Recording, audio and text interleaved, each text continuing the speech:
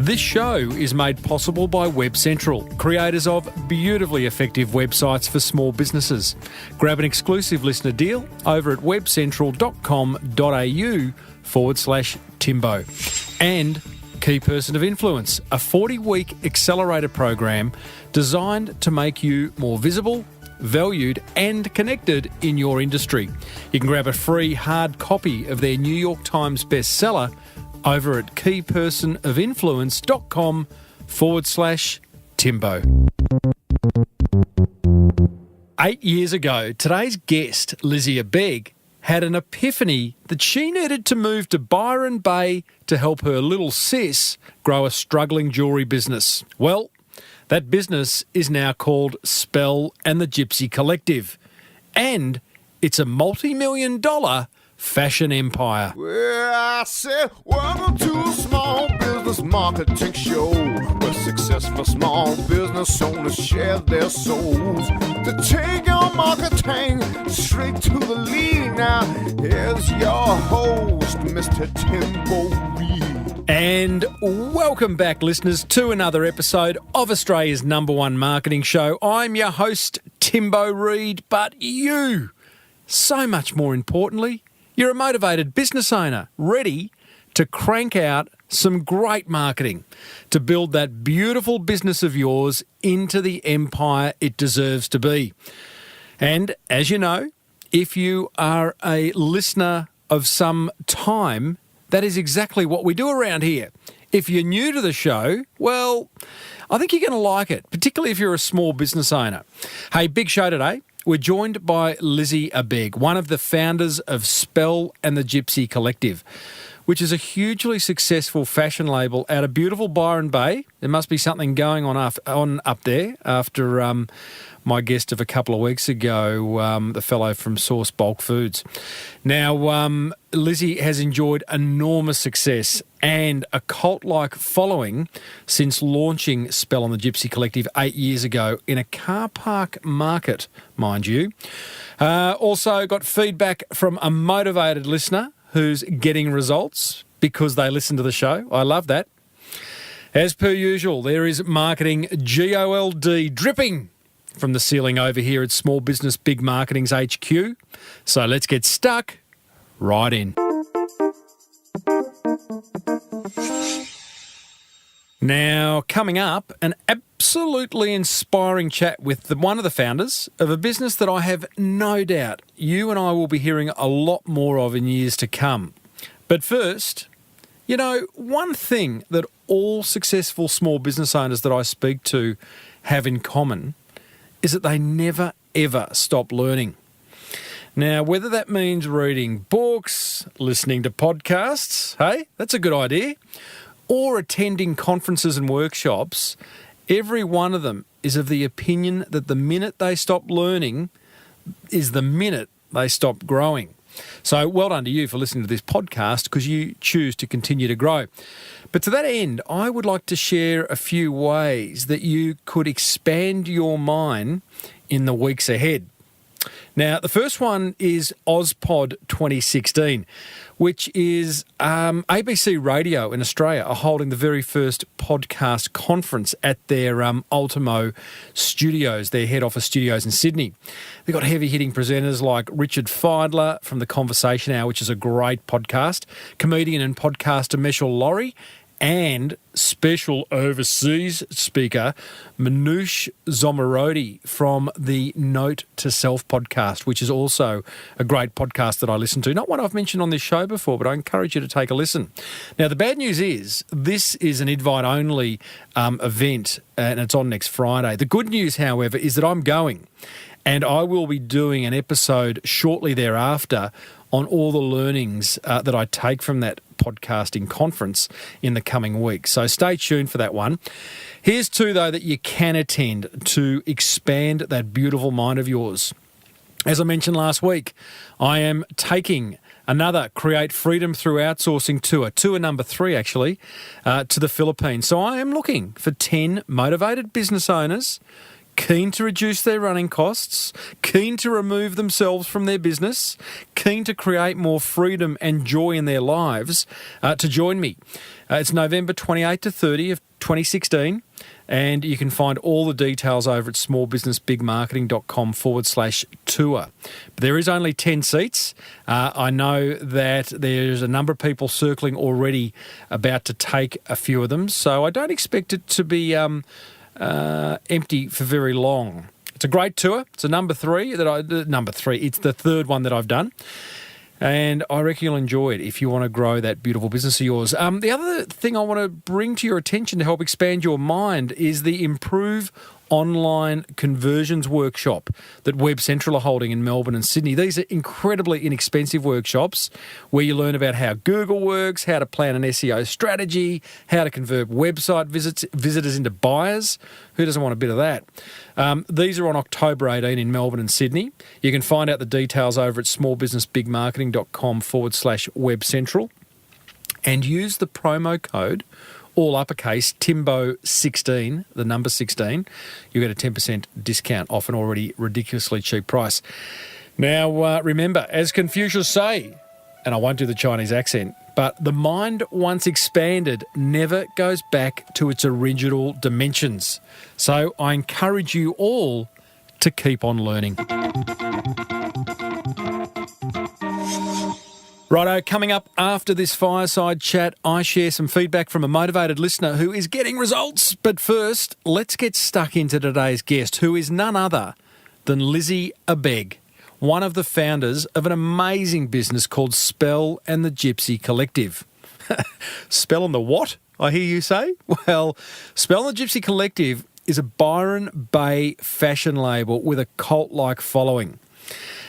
The label began when Lizzy's little sister Isabella, whose childhood nickname was Spell, hence the name Spell and the Gypsy Collective, started selling her handmade jewellery at Byron Bay's local markets. And before too long, Lizzy had an epiphany that she needed to be in Byron Bay with her sister. So she left her Bondi Beach home, gee, they live in nice places, don't they, and a career as a film editor to become Spell's business partner. Now, from here, the label has expanded into fashion, accessories, homewares. They even recently won the overall national Telstra Business Award prize against some pretty bloody good competition, I've got to tell you, because I would know. I was the MC, and I saw the competition. So these guys are good.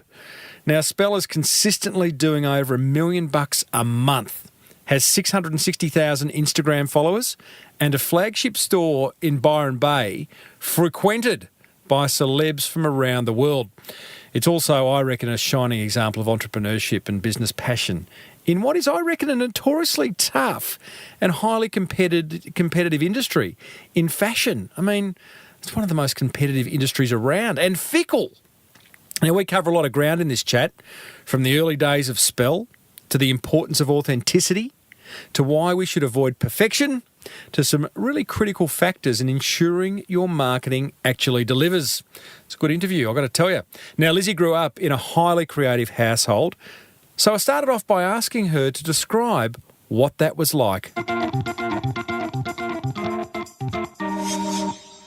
The thing about our household was that our parents were total hippies in the 60s and 70s, and they brought that kind of lifestyle and attitude to our house. But we actually lived in one of the, bless Melbourne and bless the suburbs, but one of the dullest suburbs in Melbourne, called Cheltenham, in a little suburban cul-de-sac. And we grew up in this little, very dull town, but our home was still filled with creativity. You know, the shed out the back had a flour mill in it where Mum ground all her own flour and made all her own bread, and we had our bathroom was a photography studio where we developed photos. So we'd be having like baths, and then Mum and Dad would come in and put the table down over the bath and set up the chemicals and everything for the photography studio. And Mum was a mature age student and was studying geology and art and pottery, and it was just sort of all around us. So yeah, even though we lived in this really dull little area, we managed to create beauty and artistic lifestyle all around us. And now you've brought that into Spell and the Gypsy Collective. Before we talk about that, you've got some kids. Have you managed, in this virtual world we live in, dominated by social media, to maintain that 60s and 70s kind of attitude with your kids? Oh, probably not as well as I'd like. Hard, isn't it? I mean, we're lucky because we live in Byron Bay, so it's not hard. Like, you know, on Sunday we walk down a very steep cliff to a private beach down at the back of Broken Head, nature reserve, and that's what you do on a Sunday morning from 8 a.m, and then you're just running around exploring caves and making sandcastles, and that's normal for us. So around here it's quite easy to live a creative life because you're surrounded by artists everywhere. Is it still like that?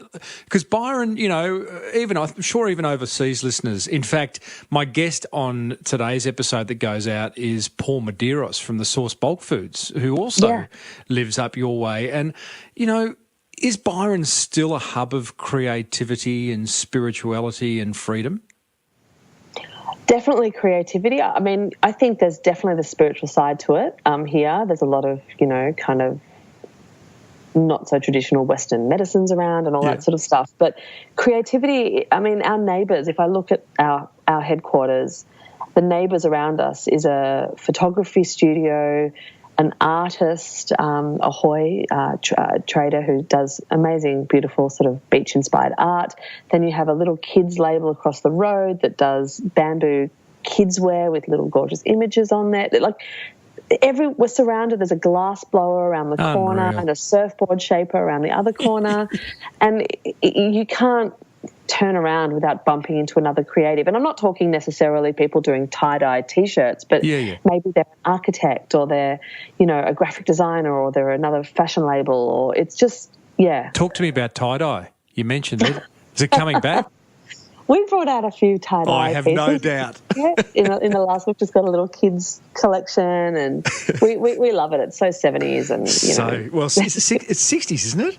60s, 70s, it's all the same thing. Love it. Well, let's talk about Spell and the Gypsy Collective because it is such a wonderful story. And let's go back to how it all began. 8 years ago, your big sis started it, right?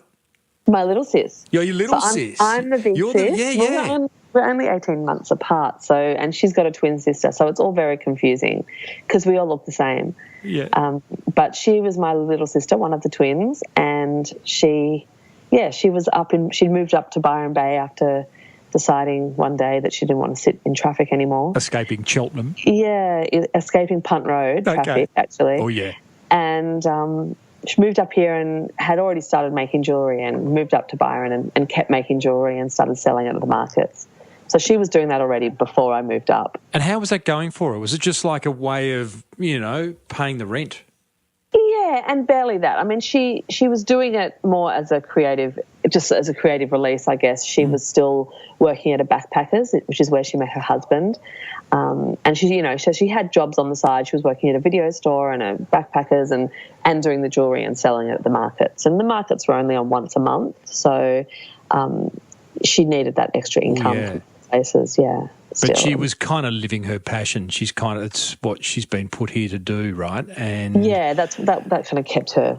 So you're living the dream in Bondi as a film editor, correct? Well, I was, for me, you know, when people ask me what I was passionate about, I'd say family or friends or lifestyle. And that's what that was my answer, because I looked around me and I saw all of my friends living their passion by being an actor or being, you know, a lawyer, and they loved it. And people were driven by their careers. And you just weren't. I didn't get it.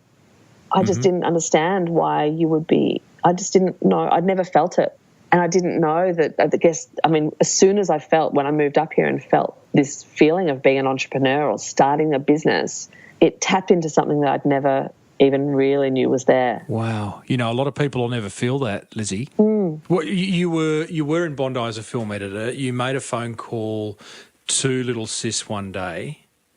Was it out of desperation? Was it just a thought that you had? And what did you say? It wasn't out of desperation. It was when I did make that call, it was the culmination of a year of kind of soul searching after a big breakup. And I'd done this sort of personal development course that all my friends had put money in. They all felt like, Elizabeth's sinking, we need to bring her out of this. And they put money into this. I know, for my birthday they gave me enough money that I could do this course that I'd wanted to do, but it was too expensive. It's not a Tony Robbins or a... No, it was called Human Potential, and it was kind of just I don't remember anything that I learnt in there. All it did was... It's like I was in the dark, and all it did was turn on the light long enough for me to see which path I was meant to take. I'll take that learning every day. Yeah. It was, and it's, I don't remember any of the things I learned in it, but I remember waking up the next morning and it's like I just saw this bright light shining all the way to Byron Bay, and I rang Isabella and just said, do you need a business partner? And it was like it just connected. She was just like, oh, my God, that's exactly what I need. Like, she just knew she wasn't getting anywhere with the business on her own. So I moved up. So you moved, like you went. Yeah. I love a good epiphany. Yeah, so do I. So you moved up. How'd that first year go?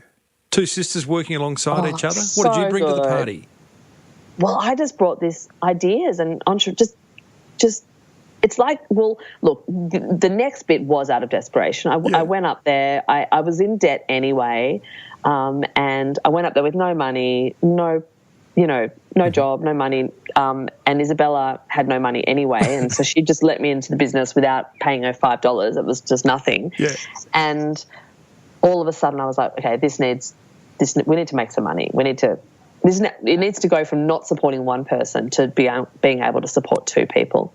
And I got a job at a cafe, and then we just didn't stop working for the next 2 years. Like every minute, late nights, we'd have Sex and the City playing on our laptops in the office, and we'd just stay up till all night making jewellery. And we'd work on photo shoots, and I'd photograph it, and then I'd work on Photoshop all day, and it just didn't stop for that first 2 years. Were you in heaven? Oh, it was the best thing ever. It was so exciting. Back in Sydney, when I had been I'd sit in cafes over coffee with my girlfriends trying to workshop ways to be happy in my career.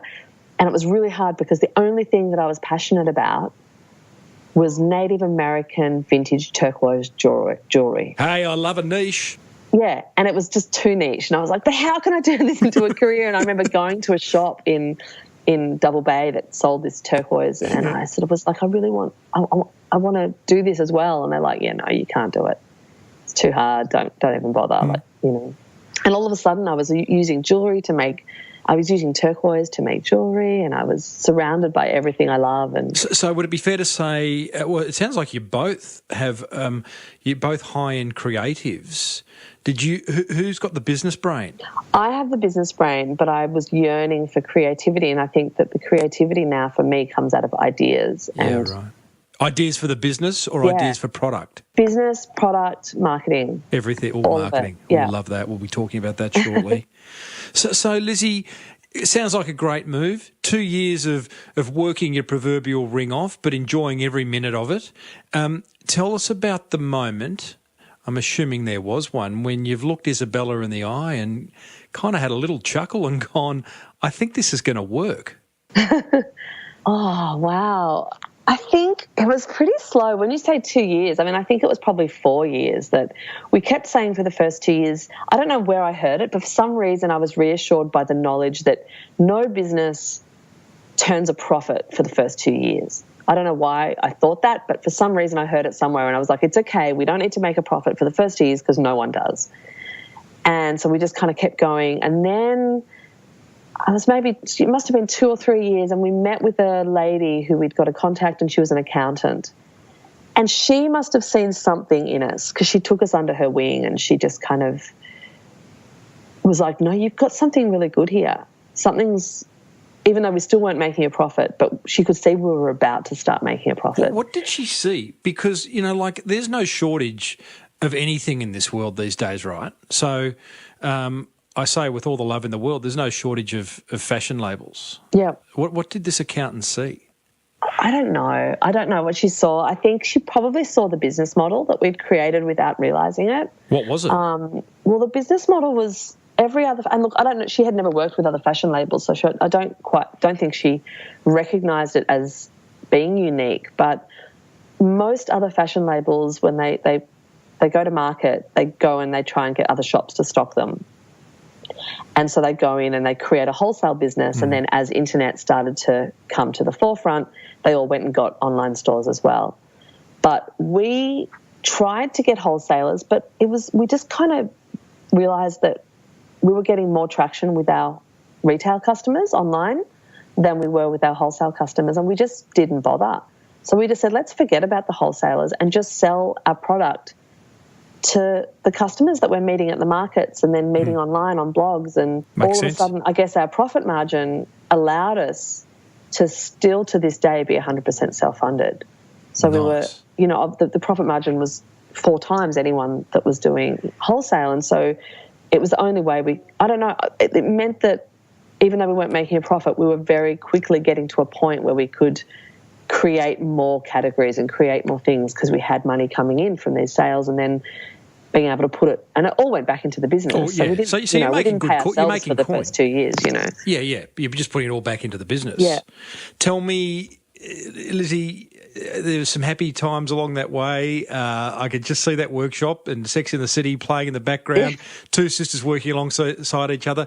I'm sure it's an emotionally charged environment. Tell us about the tears. There's never been any tears. I don't believe it. There's no, I'm trying to think. I'm sure there has been, maybe. Tears of joy. I think possibly stress from just at the beginning, as we were still building the team around us, there was definitely stress, but probably just from me trying to do too much. Mm-hmm.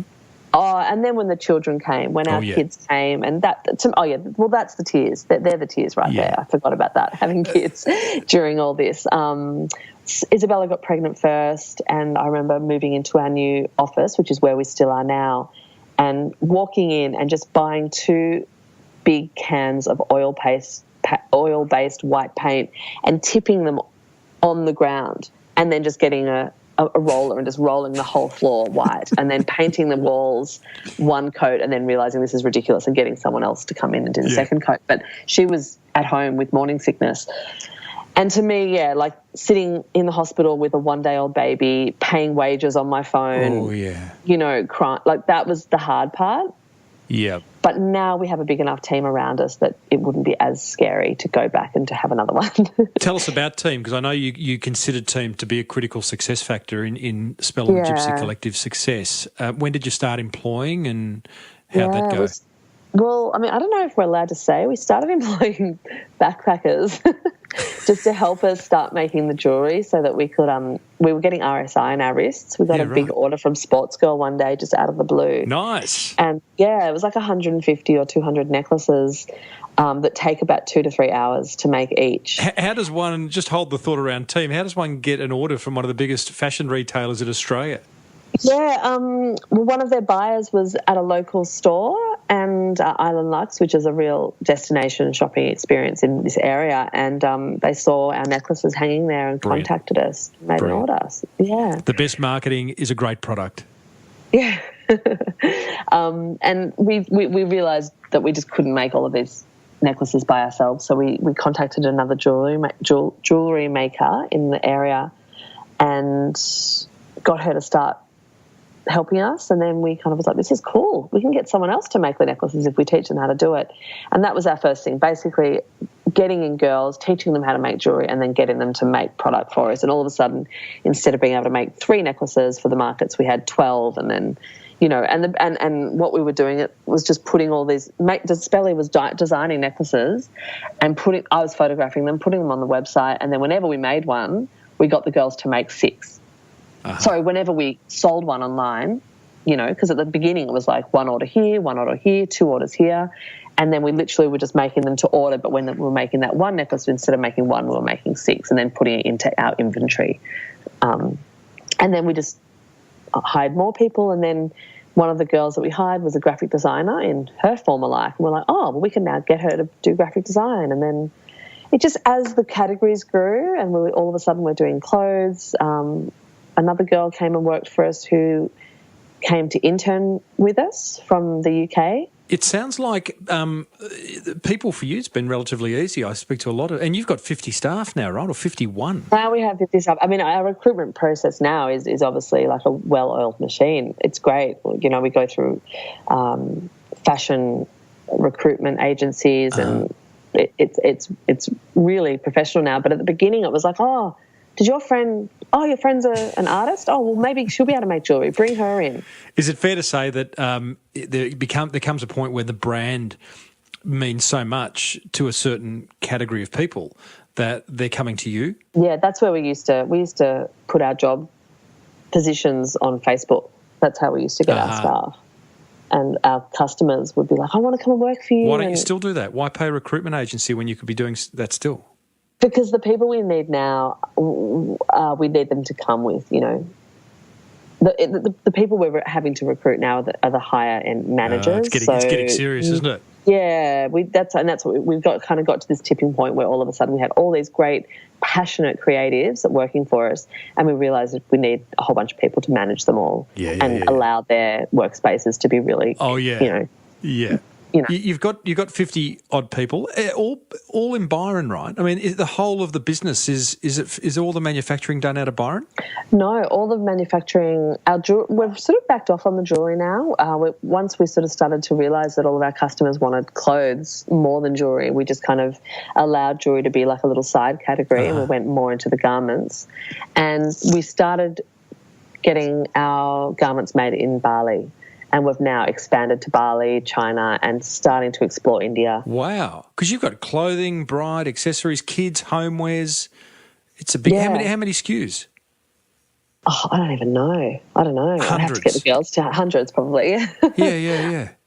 Bali, that's an interesting first step. Well, so Isabella was holidaying to Bali with her husband who surfs, and... while he surfed, she started walking around the streets and walking into like leather artisans, and so she'd go into this leather thing. Just, can I sit down with you on the ground and just cut up leather and start doing things with you? And they're like, yeah. So she just sat down, and all of a sudden she's like designing a bag, and they're making it with her, and then she walks past a fabric store and buys 2 sarongs and gets them to make it into a kimono, and it was like, any idea you have over there, they can make it for you immediately. And that's what basically started to happen over there, is she just started having these ideas of design and getting them made and then bringing them back and selling them for the next few months at the markets, and then going back to Bali and then making more, and, found fabric in Byron, took it back to Bali with her, got it made into boots, and then brings them back. And, yeah. So it's such a great story, Lizzy. So your 50 staff on the ground in Byron are very much creative, managerial, web, online, all that. Everything's run out of there, and then manufacturing is all offshore, right? Yeah, that's right. Okay. To wrap some numbers, other numbers, give us a sense of where Spell and the Gypsy Collective is at now. Can you talk about turnover? Can you talk about number of sales a day? What can you give us? Go on. There's no one listening, by the way. It's just you and I. I can't give you turnover figures. We don't talk about that. It's in the millions, right? Yeah. I mean, we made our first $1 million month 3 or 4 years ago. How'd that feel? Amazing. Did you stop and have a champers?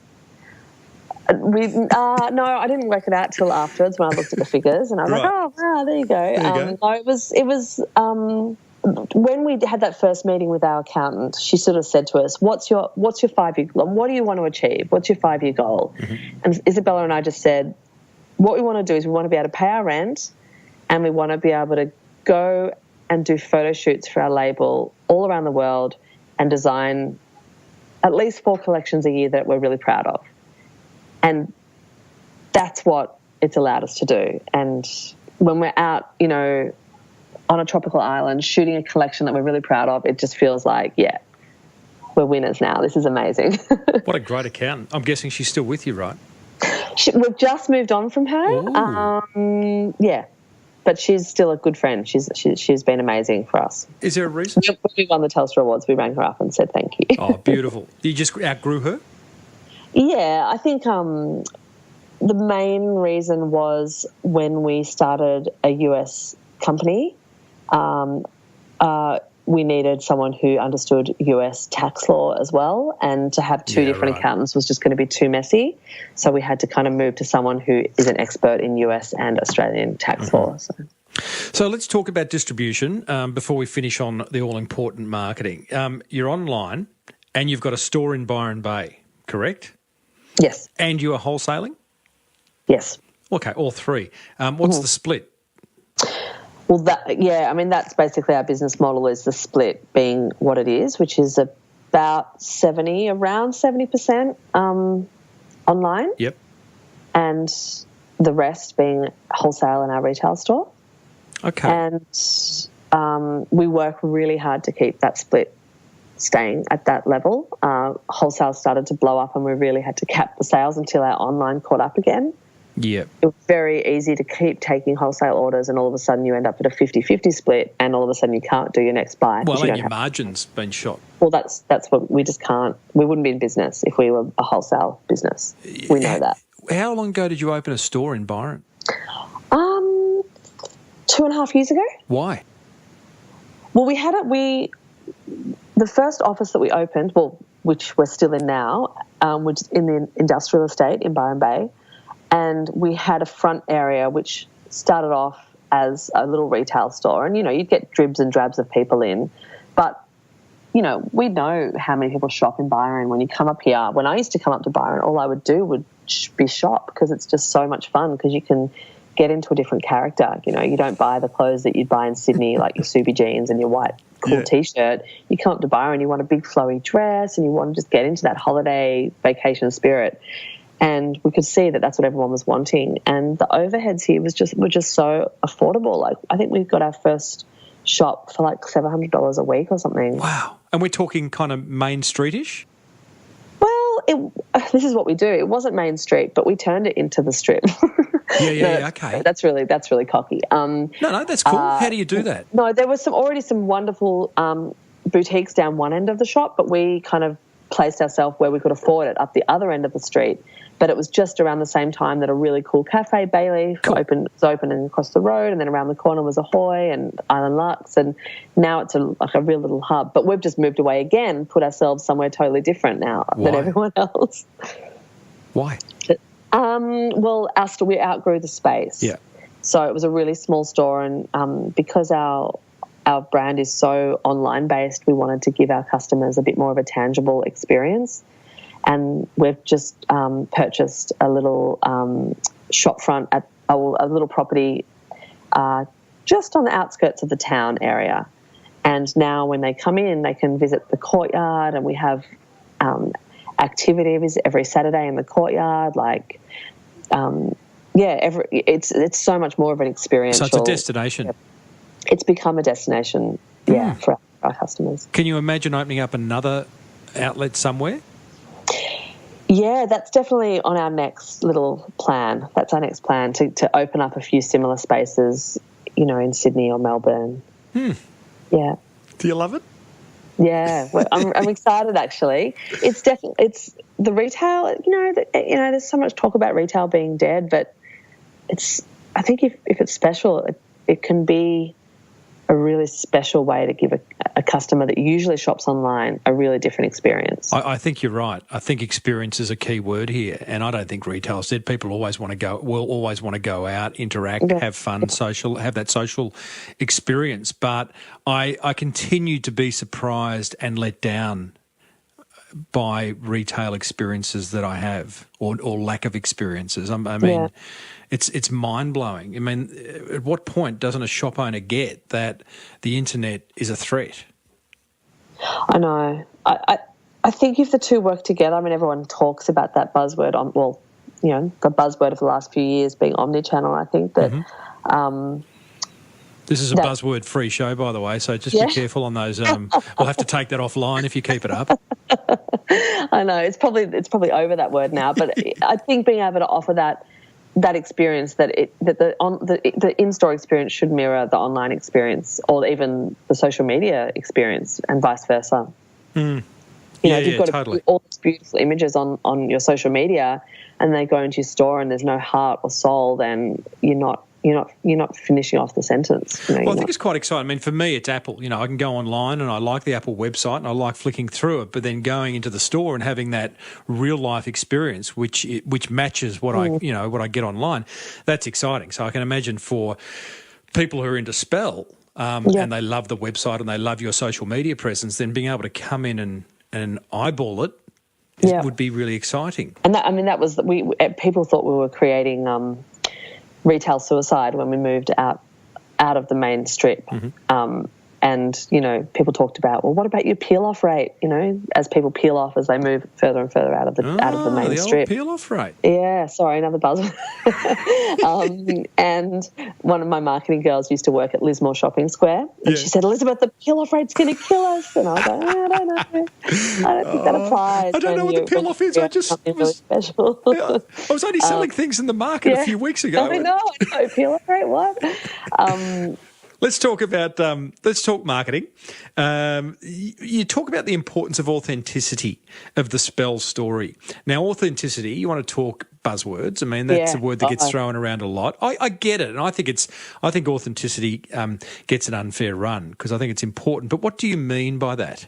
Look, there's so many. I mean, I've been having this conversation a lot lately because there's the whole conversation about bloggers and how they're getting paid now to spruik different products, and does that make them lose their can you still believe them? But are people turning away from that kind of thing? But I think that authenticity, if you continue to be yourself and let that play through on all the different channels that you communicate to your customer on. Great way of putting it. Then you feel kind of we all know, we can all smell a rat, It's a weird little comment because I've been on panels before and we've spoken about it, and people always say, make sure you're authentic. And, it's kind of like, make sure you're authentic with your friends. Make sure you're authentic in life generally. It's kind of just...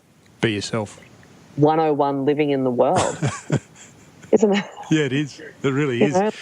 There's so many different conversations around authenticity. I mean, I think one of the reasons we've been successful is because it was such a grassroots kind of bootstrap business that it couldn't not be authentic because it was just what we loved doing. There was no let's make $1 million or let's create this brand because we think it's trending. It was just let's do what we love. Oh, look, we can sell what we love. Awesome. People like it. Let's talk to our customers. Oh, my God, they're so cool. They're just like us. Let's keep having conversations with them. And so it was very easy to be authentic for us because it was just what we did. Being authentic, when it's you and your little sis, Isabel, it's easy because you brought basically what you grew up with into product, which you start selling. But as you start to put on people, and now you get to 50 staff, is it difficult to maintain that authenticity and bring people along for what is essentially your ride? That's a really good question. We have a really, really robust recruitment process, and we have a lot of contact with the people before they come on. And people tend to gravitate towards our business because they love it and they want to work for our business. For one thing, most of the time they have to move up from Sydney. It's not like they're just dropping in and starting a job. It's a big decision, and I think most of the people that have come and worked for us fit the culture really well, and we make sure that they fit the culture. It hasn't really been an issue for us to make sure that the story plays out in our team as well as from us. I don't think they'd work for us if they didn't like Isabella and I. And we've had people move on because maybe they didn't fit the culture and they just kind of, step away and maybe they're going to try this now. And it's happened all pretty, seamlessly, that side of things. Organically, as you would expect from a business in Byron Bay. Organically. You, for many years, in fact, only up until recently, you didn't spend a lot of money on marketing, if I'm correct. You spent a lot of time creating great content and pushing it out through social media. Is that kind of how it worked? I mean, we just, I guess, invested in different areas. We spent a lot of money on our photo shoots and marketed them ourselves on social media. So the money was going, to the budgets we put to our photo shoots are actually really quite large. So to say we didn't spend money on marketing is not probably true, but in terms of traditional senses, we only just recently got a PR agency, which has been really exciting and feels like we're starting to have a bit more of a presence in Sydney now and in LA as well, which is nice. But yeah, we never spent a single cent on advertising ever, other than your photography. So you do these great... it's interesting because I interviewed a lady, her name escapes me, but a couple of years ago, she was the #1 seller on Etsy. She has a business called Three Bird Nest, and she talked at length about the importance of photography. In fact, the importance of the same model and the same style, and just creating a consistency and a look that was her brand. And I guess looking at your website, you've kind of done the same. You know, it's the level of quality control is huge. Yeah, it's so big. I mean, Sophia Amoruso from Nasty Girl talks about that as well in her book, Girl Boss, where she talks about literally making sure that an image can't just look really good when it's big. It needs to look good as a thumbnail as well.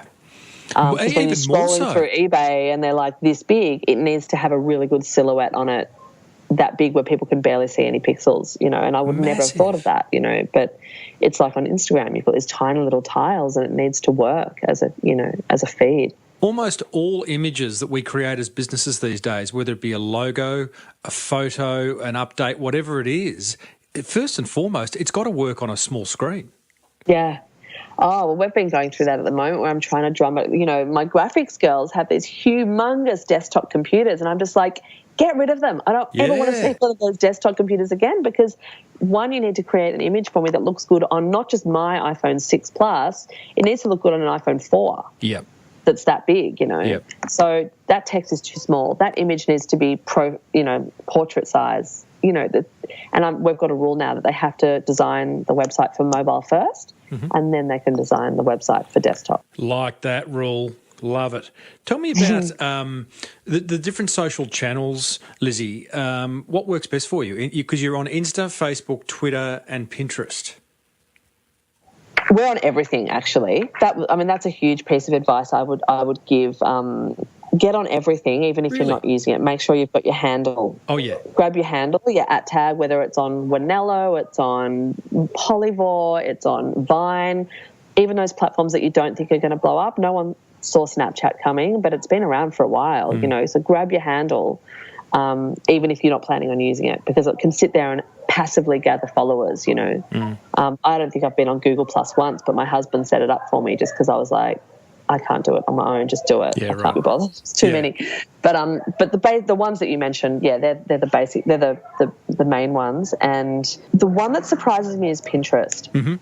We can follow, you know, obviously through Google Analytics, we can follow the revenue to the dollar of what's bringing in the revenue for us. And Instagram's definitely the biggest, but Pinterest plays a big part. And we were surprised recently. We've always allowed our Pinterest account to just sit there and passively gather followers. We've got some boards. We do occasional pins. You know, you've got 57,000 followers. You've got 3,500 pins.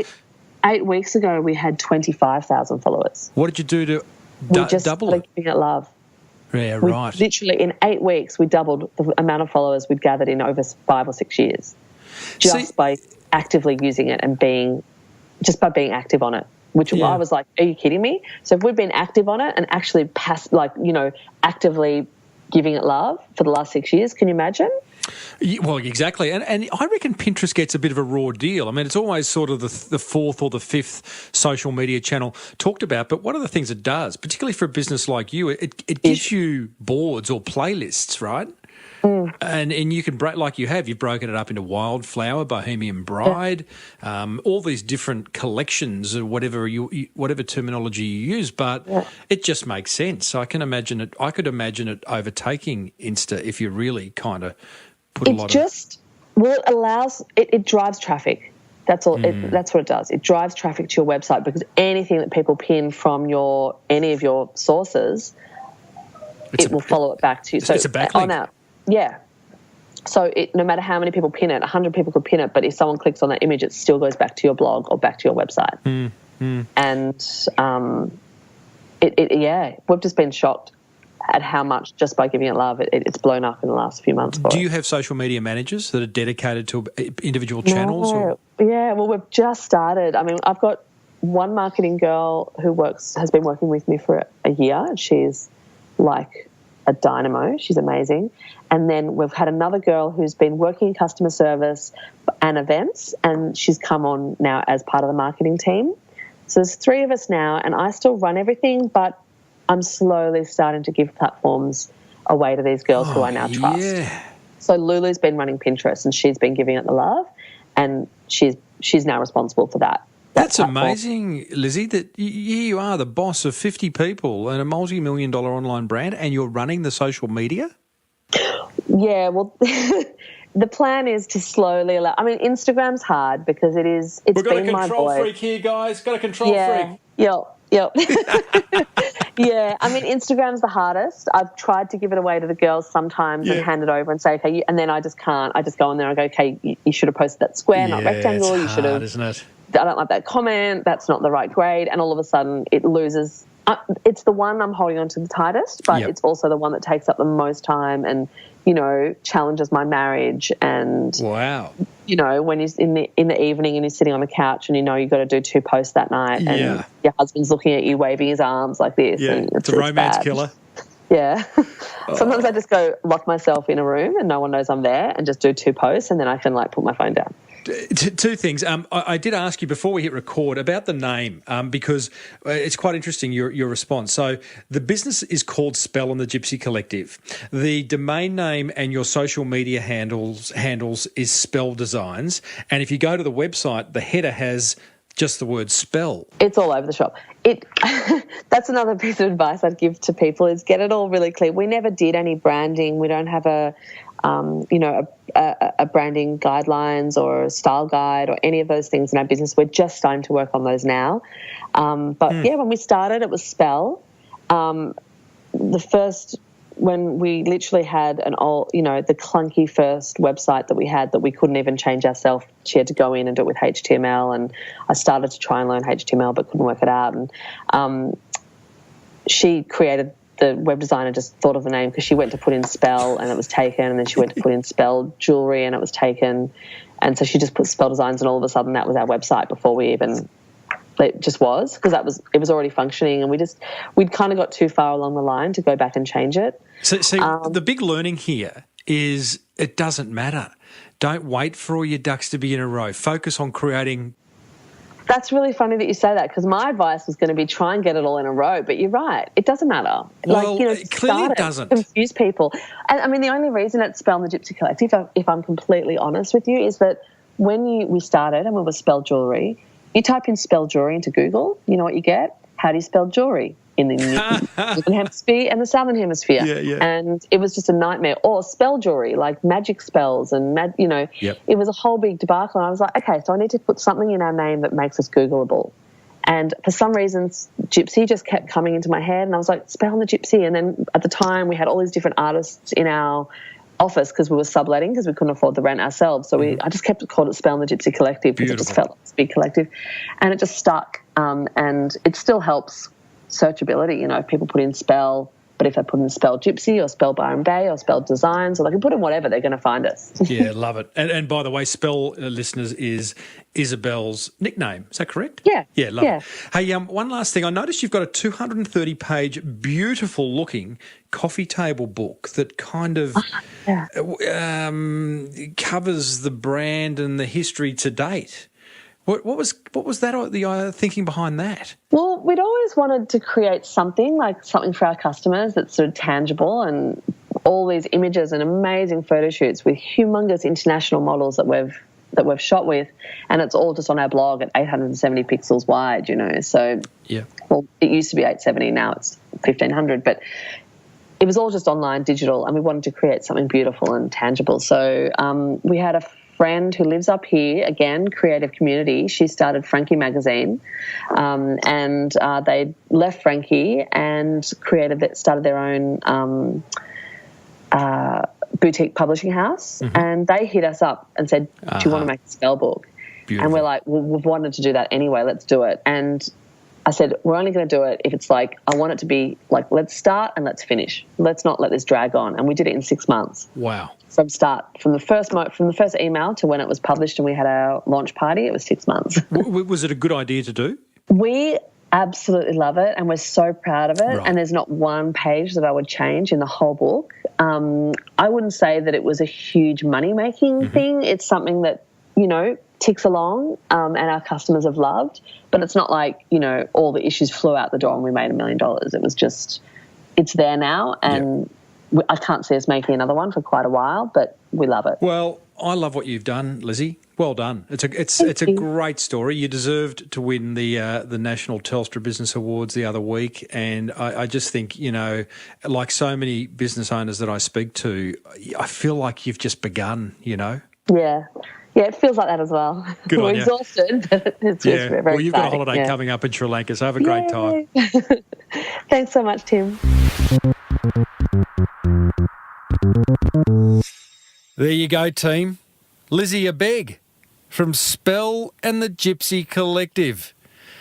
Wow, inspiring stuff. You're feeling motivated? You should be. You can find out all about Spell over at spelldesigns.com.au. Beautiful website, beautiful photography, I've got to tell you, if you know what I'm saying there. Now, coming up, I share my top 3 attention grabbers from that fireside chat with Lizzy. But first, here's a word about a couple of businesses that want to help you build that beautiful business of yours into the empire it deserves to be.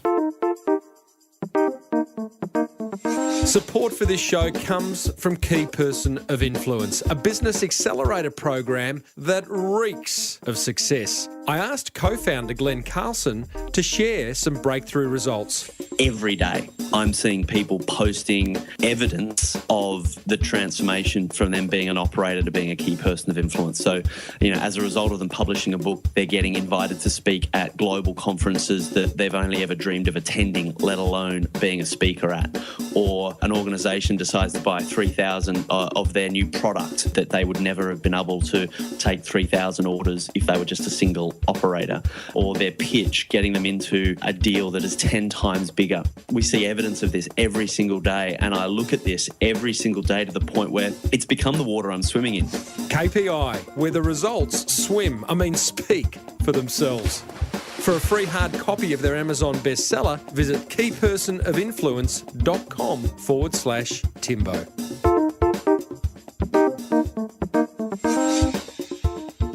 Support for this show comes from Web Central, who love building small businesses' websites that not only look great, but get you more customers. I asked Verity Ma, their Chief Marketing Officer, to share her top 3 business website must-haves that are simply non-negotiable.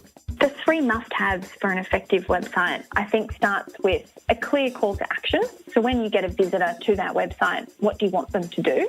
Also, the website needs to be mobile friendly because there's a huge growth in the number of visitors coming from their mobile, searching while they're out and about. And then finally, a professional design that reflects your brand. Because if you think about it, the first time that a potential client or customer interacts with your brand is on your website, they're going to have an immediate view of what your website does and whether you're trustworthy. Web Central, helping you build trust online fast. Check out webcentral.com.au/Timbo for exclusive listener offers.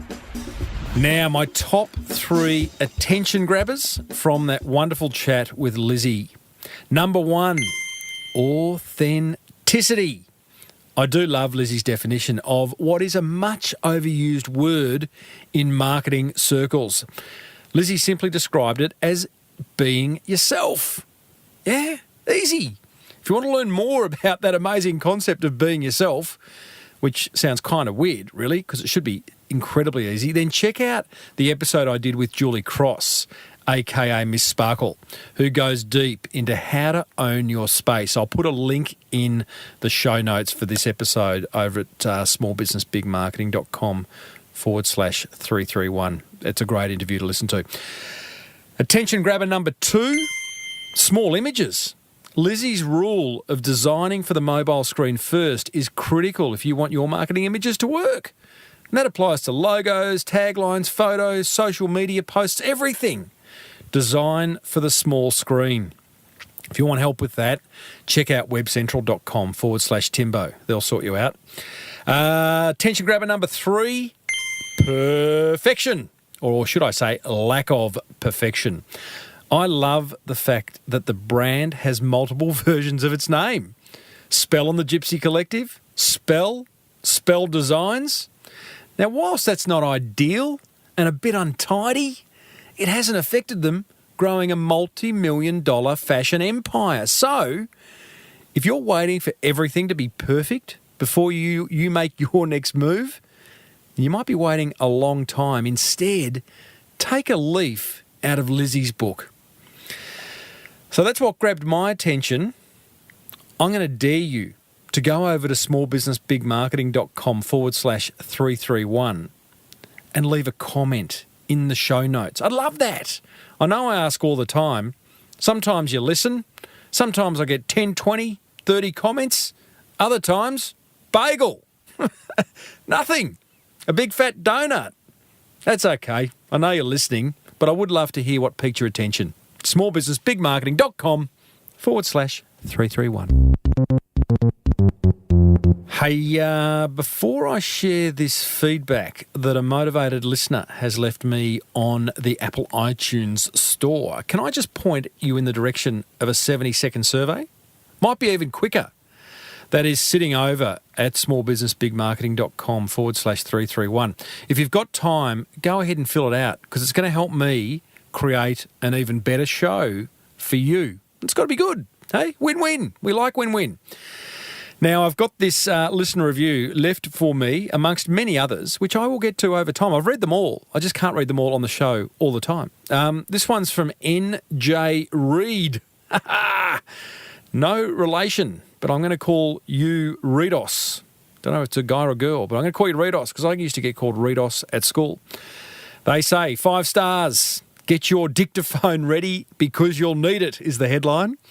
Hey, Timbo. Hey, NJ, Reidos.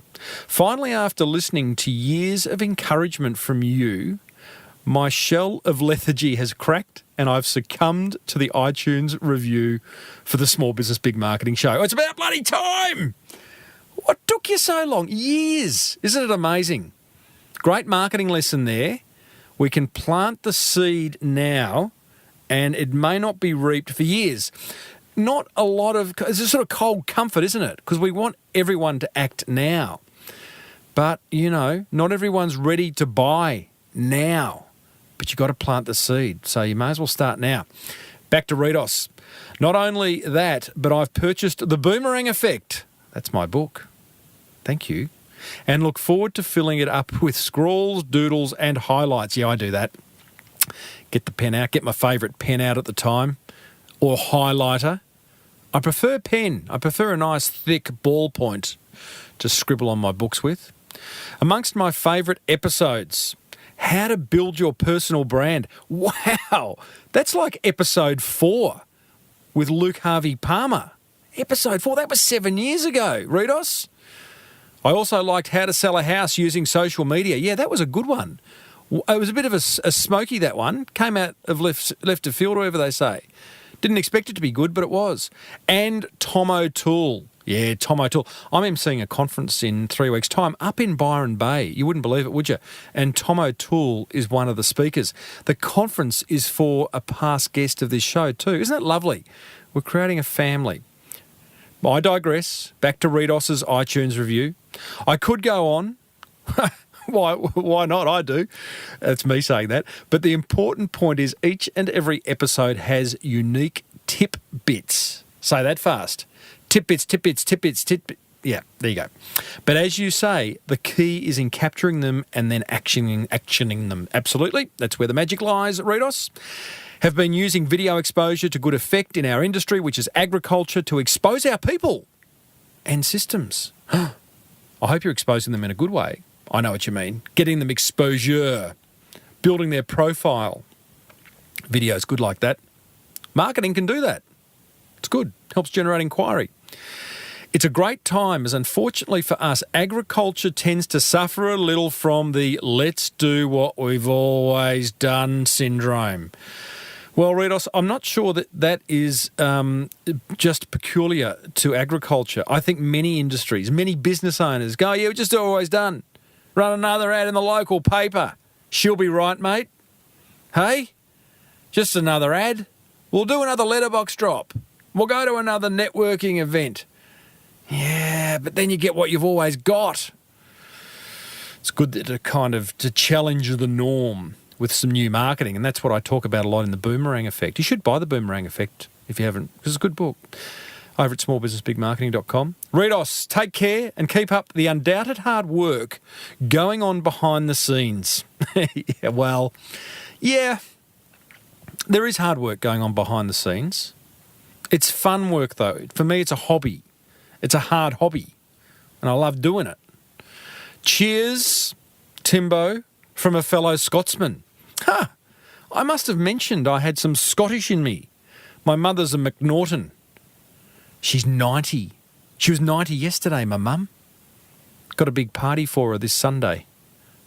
McNaughton. Maybe I should find my tartan, wear my kilt and me sporran. Hey, thanks, Reidos. Thank you for that iTunes review. Everyone, if you're still listening, because I rabbited on a bit then, I know, that's okay. If you are still listening, leave a review, please, over on the Apple iTunes store, and include, which Reidos didn't, a marketing question, and I'll answer it on the show. There you go. 2 for the price of 1. Okay. Well, that almost wraps up another episode of the Small Business Big Marketing Show. Did you like it? I liked bringing it to you. I'll do it again next week. Got another great interview. That assumes that previous interviews have been great. Well, I think they have. Hey, someone's got to believe in it. Next week, you and I hear from a 19-year-old high school dropout who's now a San Francisco-based app developer, employing 68 people and making gazillions. Yeah, it's one of those cliched stories. But I got to tell you, he has a very, very liberating view on how to grow a business, to the point that I almost didn't believe him and thought he was pulling my leg. Interesting interview, and I do call him on it during the interview. I love finding out what makes motivated business owners tick. I remember a chat I had a few months ago with Courtney Olson, the founder of the in-your-face fitness brand called Girl, GRRL. Very in-your-face brand. She'd just very courageously dropped her entire marketing budget on sponsoring UFC, that fighting, that cage fighting thing, underdog, Holly Holmes, in an upcoming title fight. Here's Courtney explaining how she successfully uses intuition in her decision-making. This stuff should be taught in primary school. This stuff should be taught in business school. And it's not taught anywhere. And it's not actually an art form. It's science, right? So if we, stop and actually first become aware, and we hear the term mindfulness and all these different things thrown around, and, the power of positive thought and thinking, well, all of that is true. And it really just starts. And if we had a weekend, I would share a ton of stuff with you all. Yeah. But being that we're here for a very short period of time, it all just starts with making a conscious decision to start exploring that realm and understanding that our minds control absolutely everything, and that we are all connected. If I can say one piece of advice to check out would be The Biology of Belief by, Dr. Bruce Lipton. You can hear my full interview with Courtney plus hundreds. I'm talking hundreds more over at smallbusinessbigmarketing.com, or love you to go and subscribe for free on iTunes. Hey, I'd love to hear from you, so feel free to email me, tim@timreid.com.au. Hit me up on Twitter, Timbo Reid. Do you know there's even a Small Business Big Marketing Facebook page where I share the lighter side of marketing? You could join that.